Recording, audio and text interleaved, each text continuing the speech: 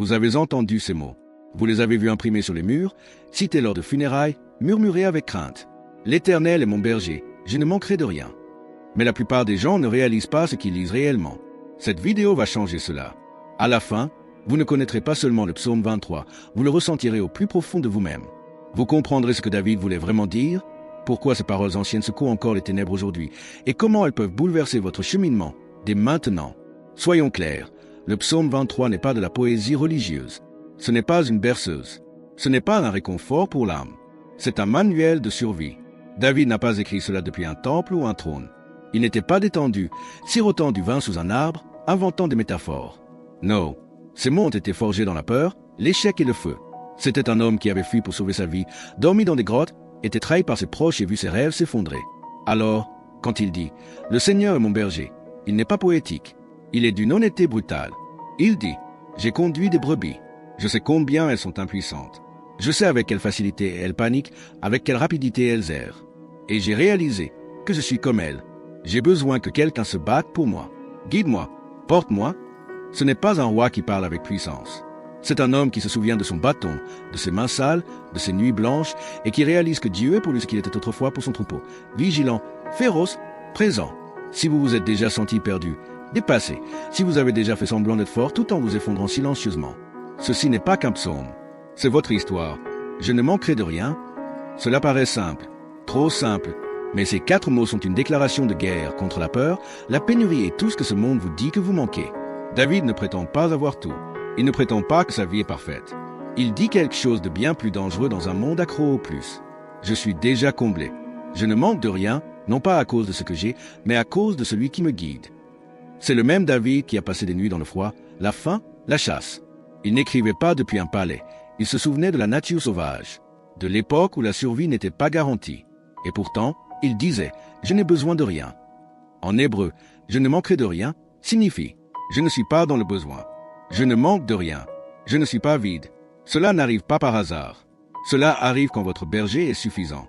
Nous vivons dans un monde qui fonctionne sur le mécontentement. On vous dit constamment qu'il vous faut plus. Plus d'argent, plus de statut, plus de clarté, plus de calme. Mais David renverse le système. Il dit, si j'ai le berger, j'ai déjà ce qui compte le plus. Ce n'est pas l'évangile de la prospérité. C'est l'évangile de la provision. Celui qui apparaît dans le désert, pas dans la salle à manger. Celui qui n'est pas toujours tapac sans grave l'œil, mais toujours fidèle. Dieu a nourri son peuple de manne, juste assez pour chaque jour. Il a donné de l'eau d'un rocher, sans saveur, sans éclat, mais suffisamment pour vivre. Lorsque Jésus a nourri des milliers de personnes, ce n'était pas dans le luxe, mais avec 5 pains et 2 poissons. Et c'était plus que suffisant. Voici donc la question profonde. Êtes-vous vraiment dans le besoin? Ou avez-vous simplement été entraîné à désirer ce que Dieu n'a jamais promis? La confiance de David n'était pas abondante. Elle était assurée. Et cette même assurance vous est accessible si vous cessez de courir après Dieu et commencez à lui faire confiance. Il me fait reposer dans de verts pâturages. Relisez cela. Lentement. Il me fait reposer. Ce n'est pas une suggestion douce. C'est une interruption divine. Nous aimons imaginer le repos comme une option. Comme quelque chose que nous obtiendrons après les délais, après le travail acharné, après avoir fait nos preuves. Mais Dieu perd cette illusion. Il sait que nous ne nous arrêterons pas tant que nous n'y serons pas contraints. Alors parfois, il intervient non pas pour punir, mais pour protéger. Car sans repos, même la brebis la plus forte s'effondrera. David le savait par expérience. Il avait conduit des moutons sur des terrains accidentés, sous une chaleur accablante et de longues nuits. Et il connaissait une vérité à laquelle la plupart d'entre nous résistent encore. Les moutons ne se couchent que s'ils se sentent en parfaite sécurité. En cas de peur, ils restent vigilants. En cas de faim, ils continuent d'avancer. En cas de tension ou d'irritation, ils ne se calment pas. Ça vous rappelle quelque chose? Vous n'êtes pas paresseux. Vous êtes épuisé. Non pas parce que vous avez échoué, mais parce que vous avez mené des combats que Dieu ne vous a jamais demandé de mener. Alors, il intervient. Il dresse des barrages. Il ferme des portes. Il retarde les résultats. Non pas par colère, mais par miséricorde. Il dit, arrêtez d'essayer de maintenir l'unité du monde. C'est mon travail. Le repos n'est pas une faiblesse. Le calme n'est pas un échec. En fait, c'est dans le silence que la guérison commence enfin. Quand Dieu vous conduit vers de verts pâturages, il ne vous offre pas une sieste, il vous offre une réinitialisation, une chance de respirer à nouveau, un moment pour entendre à nouveau sa voix, une pause sacrée avant la prochaine étape du voyage. Alors, si la vie vous semble vous forcer à ralentir, ce n'est peut-être pas un contretemps, c'est peut-être un pâturage, et le berger vous a amené ici exprès. Il me conduit près des eaux paisibles. Pas n'importe quelle eau. Calme, douce, sûre. Pour la plupart, cela semble poétique, agréable, une image apaisante. Mais pour un berger et pour David, c'était synonyme de survie. Car les moutons, par nature, ont peur des eaux vives. S'ils tombent dedans, leur laine est trompée. Et du jour au lendemain, ils se noient. Les eaux paisibles ne sont pas seulement belles, elles sont essentielles. David ne parle pas d'une retraite au bord d'un lac ou d'une esthétique spirituelle. Il parle d'un berger qui comprend vos peurs mieux que vous. Un Dieu qui ne vous entraîne pas dans le chaos déguisé en opportunité. Un Père qui ne vous mènera pas dans un endroit qui vous détruit, aussi attrayant soit-il de l'extérieur. Et soyons honnêtes, la plupart des choses qui nous attirent dans ce monde ressemblent à de l'eau vive. La pression constante de la performance, le défilement incessant des comparaisons, le flot d'opinions et de bruit, la panique à l'idée que quelque chose puisse vous filer entre les doigts si vous vous arrêtez ne serait-ce qu'une seconde. Nous avons bâti nos vies sur des rapides et appelé cela de progrès. Mais des eaux calmes, c'est surnaturel, car la véritable paix ne vient pas du fait de tout réussir, mais de suivre celui qui ne s'est jamais trompé. David le savait, et vous aussi. Cette paix ne se résume pas à l'absence de problèmes autour de vous, c'est la présence du calme en vous. Elle ne vient pas de la maîtrise de son emploi du temps, de la résolution de chaque relation ou de la possession de toutes les réponses. Elle vient de la proximité. Les brebis les plus proches du berger boivent en premier. Elles se reposent plus tôt. Elles paniquent moins. Alors, si votre âme se sent prise dans le courant, si vous êtes dépassé, surexcité, toujours en mouvement et jamais bien, il est peut-être temps de laisser les rapides derrière vous, car le berger marche déjà tranquillement vers des eaux calmes. Il restaure mon âme. Ces 4 mots résonnent différemment quand on a été brisé. Pas seulement fatigué, mais brisé. Pas seulement stressé, mais blessé là où personne ne le voit. C'est là que le psaume 23 cesse d'être poétique et devient secours. David ne dit pas « je me répare ». Il ne dit pas « je me rétablirai avec le temps ». Il dit clairement « Dieu me répare ». Car il y a des moments où la volonté ne suffit pas, quand la thérapie, les encouragements et même le temps ne peut atteindre les parties de soi qui sont fissurées sous la surface. C'est là que le berger intervient. En hébreu original, le mot utilisé ici, shuv, signifie retourner, ramener, réparer. C'est l'image d'une brebis tombée sur le dos. Les pattes qui s'agitent, incapables de bouger. Et si personne ne l'aide, elle meurt sur place. David avait déjà vu cela. Une brebis blessée est complètement vulnérable. Elle ne peut pas se défendre. Elle ne peut même pas se tenir debout. Alors le berger accourt. Il la relève. Il la stabilise. Il la maintient jusqu'à ce que la force revienne. C'est le genre de restauration dont parle David. Et c'est peut-être là où vous en êtes en ce moment. Vous avez essayé de continuer, de rester fort, de persévérer. Mais intérieurement, vous êtes engourdi, vide, épuisé. Vous avez souri tout en vous effondrant silencieusement. Dieu voit cela, et il n'est pas dégoûté par votre faiblesse. Il est attiré par elle. Le berger n'évite pas les choses brisées. Il s'en spécialise. Il n'attend pas que vous vous ressaisiez. Il se dirige déjà vers les décombres. Pierre a nié. Job a tout perdu. Joseph a été laissé pour mort. Et tous ont été restaurés. Non pas parce qu'ils l'avaient mérité, mais parce qu'ils étaient prêts à être trouvés. Alors si vous avez touché le fond, tant mieux. C'est exactement là que commence la restauration. Il me conduit dans les sentiers de la justice à cause de son nom.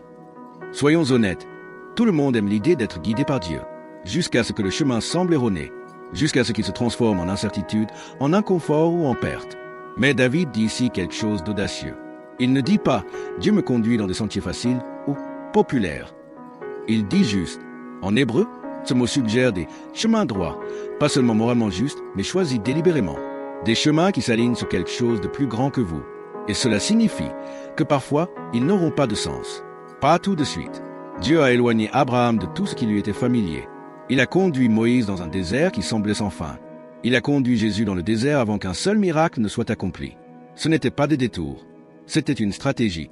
Car le berger ne se soucie pas seulement de votre destination finale, mais de ce que vous devenez en chemin. Ainsi, lorsque David dit « à cause de son nom », ce n'est pas une phrase anodine. Cela signifie que votre cheminement est plus grand que vous. Votre obéissance ne se limite pas à recevoir des bénédictions, mais à témoigner de sa fidélité au monde. Votre souffrance devient une plateforme. Votre combat devient une histoire qui fait écho à sa gloire. Et voici ce que la plupart des gens oublient. Même lorsque vous prenez le mauvais chemin, même lorsque vous vous égarez, vous rebellez ou vous effondrez, Dieu n'efface pas votre histoire. Il réécrit le chapitre suivant. Il n'est pas un GPS frustré qui hurle « je recalcule ». Il est un berger qui vous guide doucement. Vous n'avez pas besoin de connaître toute la carte. Vous devez simplement rester proche de celui qui la connaît. Car lorsque Dieu guide, il ne se contente pas de vous emmener quelque part. Il vous transforme en quelqu'un. Même si je marche dans la vallée de l'ombre de la mort, Je ne crains aucun mal. Ce n'est pas une métaphore. C'est du langage de survie. David ne décrit pas une période difficile. Il nomme le terrain le plus sombre qu'une âme puisse affronter. L'endroit où tout ce qui est familier disparaît. Où les prières résonnent comme des échos. Où chaque pas semble plus lourd que le précédent. Et remarquez, il ne dit pas « si je marche », mais « même si ». Car les vallées ne sont pas facultatives. Elles sont inévitables. Il y a des périodes dans votre vie où Dieu ne supprime pas la menace, où vous ressentez le souffle froid du chagrin, de la trahison, de la dépression ou de la peur, où vous ne voyez aucune issue, juste un long tunnel sombre, sans panneau ni bande sonore. Mais voici le tournant. Je ne crains aucun mal, car tu es avec moi. Non pas que la vallée n'existe pas, non pas que David était courageux, mais parce que la présence du berger a tout changé. Et remarquez le subtil changement. Jusqu'à présent, David parlait de Dieu. Il me fait m'étendre. Il me guide, mais ici, dans la vallée, il dit « Tu es avec moi ». Quand les ombres se rapprochent, la religion ne vous retiendra pas. La théologie ne vous réconfortera pas. Seules les relations le feront.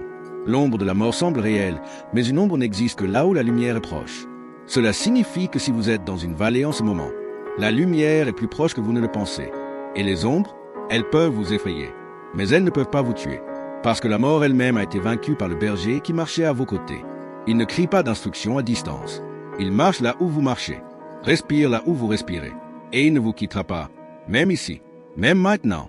Ta houlette et ton bâton me réconfortent. À première vue, cela n'a aucun sens. Une verge, un bâton, des outils de correction, de réconfort. Mais David n'est pas perdu. C'est un ancien berger. Il sait exactement à quoi servent ces outils et pourquoi ils sont importants. Analysons cela. La verge était une arme, une massue courte et lourde utilisée pour défendre le troupeau. Lorsqu'un loup s'approchait ou qu'un voleur tentait d'enlever une brebis, le berger n'hésitait pas. Il frappait avec précision. La verge n'était pas symbolique. C'était la survie. Alors, quand David dit « Ta verge me réconforte », il dit ceci « Je dors la nuit en sachant que tu es armé. Si quelque chose veut m'éliminer, il faut d'abord que cela passe par toi. » Le bâton, quant à lui, était long et courbé. Il ne servait pas à frapper, mais à guider, à tirer, à sauver. Quand une brebis dérivait trop près d'une falaise, le berger ne criait pas à distance. Il tendit la main, il accrocha le cou, il tira la brebis en arrière. C'était une correction, mais on aurait dit de l'amour. Et c'est ce que la plupart des gens oublient. Correction n'est pas rejet. Discipline ne signifie pas distance. Cela signifie que Dieu vous voit toujours et refuse de vous laisser vous détruire. Hébreux 12:6 dit « Le Seigneur châtie ceux qu'il aime. » Non pas pour vous faire honte, non pas pour vous exposer, mais pour protéger ce qui a de la valeur, vous. Alors, si vous ressentez la douleur de la correction, ne la fuyez pas. Approchez-vous. Cela signifie que le berger n'a pas cessé de veiller. Il n'a pas abandonné. Il croit toujours que vous méritez d'être sauvé. La verge dit « Je combattrai pour toi ». Le bâton dit « Je te garderai près de moi ». Ensemble, ils murmurent les mots que vous avez tant attendus. Vous êtes en sécurité. Tu prépares une table devant moi en présence de mes ennemis. Arrêtez-vous et imaginez. Pas une cachette, pas une échappatoire. Une table, dressée, stable, sacrée. Et vos ennemis, ils sont toujours là, observants, impuissants. Ce n'est pas le réconfort que nous demandons. C'est quelque chose de plus élevé, quelque chose de féroce. Car ce n'est pas Dieu qui dit « Je te sortirai de la bataille ». C'est lui qui déclare « Je t'honorerai au milieu de la bataille ». Dans le monde antique, une table n'était pas seulement un endroit où manger. C'était un symbole d'alliance, d'appartenance, d'identité. S'asseoir à la table d'un roi signifiait que vous étiez choisi, protégé et pris en charge. Alors imaginez, vous avez été trahi, moqué, douté. Vous avez traversé le feu, perdu des choses qui signifiaient tout. Et tandis que d'autres s'attendaient à votre ruine, Dieu dresse la table. Il n'élimine pas vos ennemis. Il vous invite à festoyer devant eux. Pourquoi ? Parce que votre victoire ne dépend pas de leur silence. Il s'agit de sa présence. Ce n'est pas une vengeance. C'est une rédemption. C'est Joseph qui domine sous le regard émerveillé des frères qui l'ont vendu. C'est Esther qui entre dans la salle du trône et trouve grâce là où la mort aurait dû l'attendre. C'est Jésus qui rompt le pain avec l'homme même qui allait le trahir, encore plein de grâce.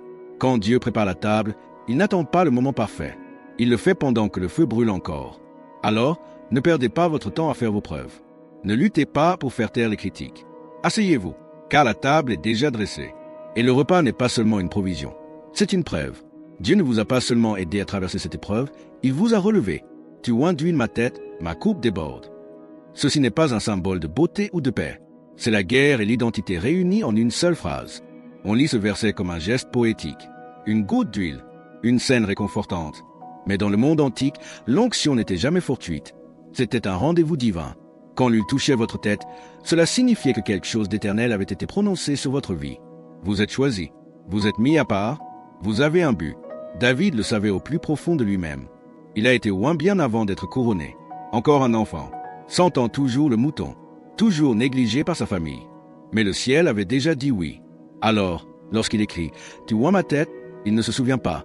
Il reconnaît que l'appel de Dieu est toujours actif, qu'il couvre toujours, qu'il proclame toujours la valeur, même lorsque la vie semble ordinaire. Mais ce n'est que la moitié du chemin, parce que les bergers n'oignaient pas seulement les rois, ils oignaient les moutons. Pourquoi? Pour les protéger. Mouches et parasites se rassemblaient autour de la tête des moutons. Sans huile, les insectes rampaient près des oreilles, s'enfonçant dans le cerveau, rendant l'animal fou. Parfois, les moutons se cognaient la tête contre des rochers justes pour arrêter le feu. Alors le berger appliquait de l'huile. Pas pour la cérémonie. Pour survivre, c'est ce que David célèbre. L'onction de Dieu sur votre vie n'est pas décorative. Elle est défensive. Elle protège votre esprit des tourments, des mensonges, de cette tempête silencieuse que personne d'autre ne voit. Et puis vient la phrase que la plupart des gens sautent trop vite. Ma coupe déborde. Ce n'est pas du luxe. C'est de l'excès divin. Une grâce qui déborde. Une paix contagieuse. Une joie qui atteint les autres. Tu n'as pas été créé pour survivre grâce aux gouttes. Tu as été conçu pour déborder. Non pas parce que la vie est parfaite, mais parce que ton berger l'est. Sûrement, la bonté et la miséricorde m'accompagneront tous les jours de ma vie. Ce n'est pas un vœu pieux. C'est une certitude taillée dans le chaos. David ne dit pas « avec un peu de chance ». Il ne dit pas « si je me comporte assez bien ». Il dit « sûrement ». Pourquoi une telle confiance? Parce qu'il l'a déjà mise à l'épreuve.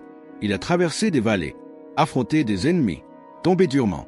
Et à chaque fois, quelque chose d'inattendu surgissait derrière lui. La bonté et la miséricorde. Mais pas comme on pourrait le croire. Ici, la bonté ne se résume pas à de belles choses ou à une vie sans souffrance. C'est la présence active de la faveur de Dieu, agissant en coulisses, réorganisant les morceaux de votre vie, même ceux que vous avez brisés. La miséricorde, c'est plus profond. C'est Dieu qui refuse de vous donner ce que vous méritez. C'est le pardon plutôt que la punition. Couvrir plutôt que de vous exposer. David le savait personnellement. Il n'était pas un homme pur. Il avait fait des choix sombres, l'adultère, la tromperie et même le meurtre. Et pourtant, il dit, la miséricorde me suit. Le mot suivre en hébreu est radaf, qui signifie poursuivre sans relâche, comme un chasseur traquant sa proie. Vous saisissez maintenant, vous n'êtes pas suivi à la légère. Vous êtes traqué par le ciel. Où que vous alliez, la bonté et la miséricorde vous traquent. À travers le succès, à travers la honte, à travers les sommets et les dépressions nerveuses. Même lorsque vous essayez de fuir Dieu, il continue de vous courir après. Non pas parce que vous êtes bon, mais parce qu'il est fidèle. Il ne s'agit pas de savoir à quel point vous pouvez vous accrocher à Dieu. Il s'agit de savoir avec quelle ardeur il refuse de vous lâcher. Vous n'êtes pas traqué par votre passé. Vous êtes poursuivi par votre objectif. Et la poursuite, elle ne s'arrêtera pas jusqu'à ce que vous le laissiez enfin vous attraper. Et j'habiterai dans la maison de l'Éternel pour toujours. Ce n'est pas David qui aspire au paradis un jour. C'est un guerrier, meurtri par la vie, debout et disant « Je sais où est ma place ». Soyons clairs, David avait tout vu. Il avait vécu dans des palais et s'était caché dans des grottes. Il avait été célébré et calomnié. Il avait traversé des périodes de puissance et des périodes de désespoir absolu. Mais au bout du compte, son désir n'était pas davantage de succès. Ce n'était pas la vengeance. Ce n'était même pas la paix sur terre. C'était la présence. Quand David dit « la maison du Seigneur », il ne parle pas d'un temple de pierre. Il parle d'être avec Dieu, demeurer, se reposer, respirer cette proximité que rien sur terre ne peut remplacer. Telle est la destination de tout le psaume. Des verts pâturages aux eaux paisibles, des vallées aux coupes débordantes, tout cela a mené ici, la maison. Et voici ce que la plupart des gens oublient. L'éternité ne commence pas à la mort. Elle commence au moment où le berger vous trouve. Jésus a dit, la vie éternelle, c'est de te connaître, toi, le seul vrai Dieu, et celui que tu as envoyé, Jésus-Christ. Jean 17h03. Cela signifie que votre éternité a déjà commencé. Si vous marchez avec lui maintenant, vous n'attendez pas le paradis. Vous le portez déjà en vous. Alors non, la vallée n'est pas la fin. La trahison non plus. Ou l'épuisement professionnel. Ou les années que vous pensez avoir perdues. L'histoire se termine dans la maison du berger. Une place à sa table. Un nom scellé dans son livre. Une vie qui n'aura plus jamais à chercher son appartenance. Et le meilleur dans tout ça, il ne se contente pas de marcher avec vous dans cette vie. Il vous attend déjà dans la suivante. Tu n'es pas perdu. Tu es presque chez toi. Tu viens de parcourir chaque verset du psaume 23, non pas comme un touriste lisant des panneaux, mais comme quelqu'un qui y est déjà allé. Qui a senti la vallée? Qui a aspiré aux eaux calmes? Qui se demandait si le berger était vraiment proche et a découvert qu'il était plus proche que jamais? Ce psaume n'est pas seulement pour les funérailles. Il est pour les vivants, pour ceux qui respirent encore, qui se brisent encore, qui sont encore en devenir. Pour les gens comme toi, qui n'ont peut-être pas toutes les réponses, mais qui ont le courage de poser les bonnes questions. Pour ceux qui ne cherchent plus la perfection, juste présent avec celui qui l'est déjà.